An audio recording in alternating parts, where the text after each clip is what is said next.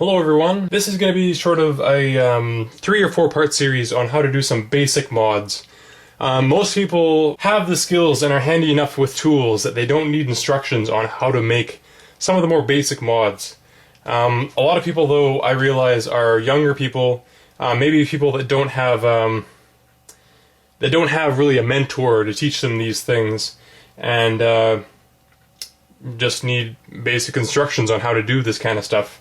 Luckily, I have a father who is very good, very handy with tools, and has passed along a lot of this knowledge to me. And I thought it'd be good to make a sort of series on how to do some of the basic mods, and stuff like that. So, in this tutorial, we're going to be making 2 mods. The first one is going to be an Octagon barrel, which is a very common and easy mod to do. It shouldn't take more than a couple hours. And the second mod is going to be a Rubik's Diamond. Now, the Rubik's Diamond is not as popular. I saw a video where someone made one, and I thought it was very impressive. So I thought I'd show the progress as I make my own as well. I'll link in the description what both of these mods look like. I'll find the best example video of what they look like, and I'll link that in the description so that you can kind of look at what they are and if you want to build one or not.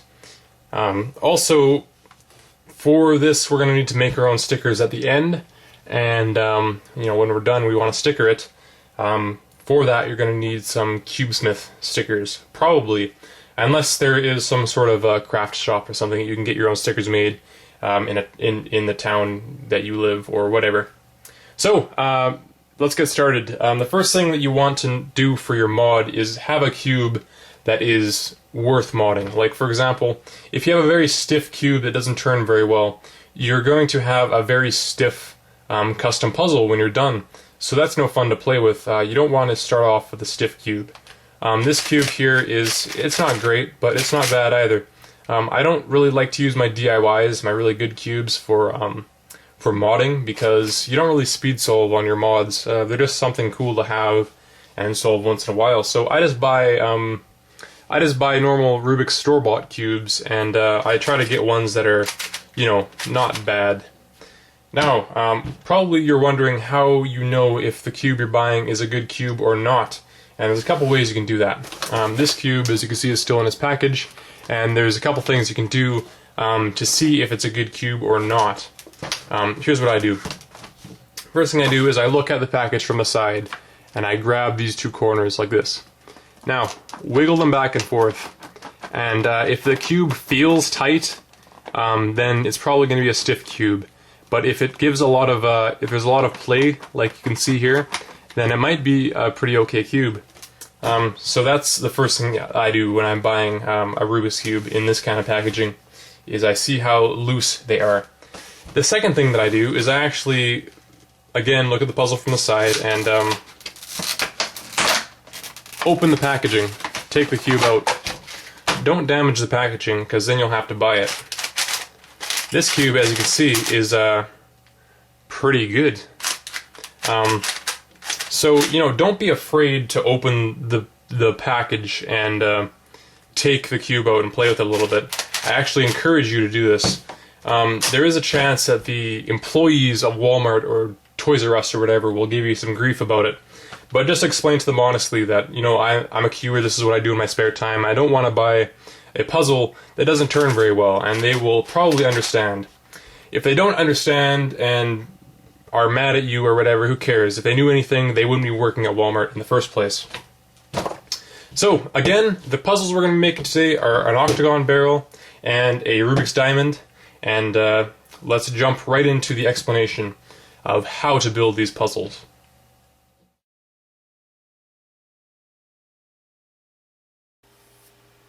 The first tool I want to show you is basically what I did the entire mod with. I would not have finished them so nicely if it wasn't for this. This is a miter box and a saw. The saw has a lot of teeth per inch, so it's good for cutting plastic. And I'll explain what the miter box does in a minute. But basically, if there's any tool that you should definitely get, it's this one. I got this at a hobby shop for about $30, and this is really the miracle tool for this project. This will cut the pieces in about 20 seconds each, and it will cut them perfectly every single time. Again, I'll explain how it works in a bit, but definitely try to get this if you can find it. This is the brand of epoxy that I use. If you can find this, it's a very common brand. I definitely recommend getting this particular brand. If you can't find this, definitely try to get one that has a double syringe on it. Basically how this works is there's a resin and a hardener, and they don't start to dry until you mix them together. So this is really great to work with, and it's very, very strong when it dries. Also, I use just any type of plastic. Anyone who's looked knows that it's very difficult to find just plastic, which is kind of strange. You could look around at every hardware store and every stationery store all day and you won't ever find just sheets of plastic.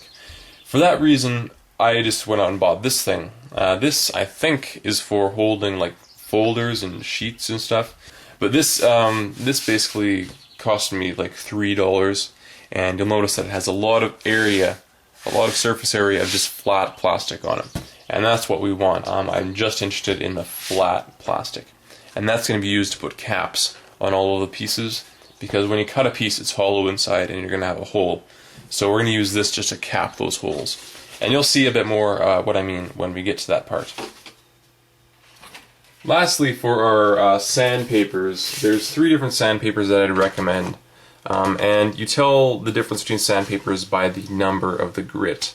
Here we have a 400, which is a super fine. Here we have a 220, which is a very fine. And I also use a 150, which is, you know, it's sort of medium, but for plastic it works really well for sort of a rough sandpaper. These are both the sandpapers that I use for finishing the pieces off. First I use the lower grit, 220, which is, you know, it's rougher and it'll shape the piece faster. Then I use the 400, which is a lot finer and it'll polish the piece up. So those are the numbers I'd recommend for the grits: 150, 220, and 400.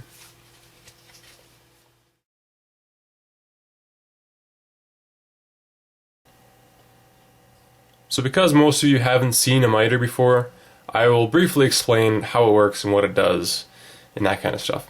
So let's say I have this piece of wood and I want to cut it on this line. Most people would be able to tell right away that this would not be an easy cut to make by hand. First of all, whenever you're using a saw, it tends to slip around before you get the actual cut going. So getting it right on the line would be very difficult to do. Secondly, getting it to go straight up and down, because there's always a bit of a wobble when you're using hand tools, would also be very difficult to do. So once we're done cutting this, it would not be as good as we want it. So we use a miter instead. What a miter does is it holds the blade at a perfect angle like this. So you can see this blade doesn't have any room to wiggle back and forth, and it's going to go straight up and down. The notches will hold it at 90 degrees perfectly. So if I want to make this cut, all I have to do is line up the line with the notch and start cutting. But what if I don't want to cut like this? What if I want to cut like this? Well, it's the same thing with the miter. The miter has a 45-degree notch. So I can just place the saw in at 45 degrees, line up the line, and start cutting. Since all of the cuts in these mods are going to be done at 45 degrees, this is going to help us out a lot. And as you'll see, this will make the entire project go very quickly. If you don't have a miter like this, I recommend buying one if you're interested in doing one of these mods.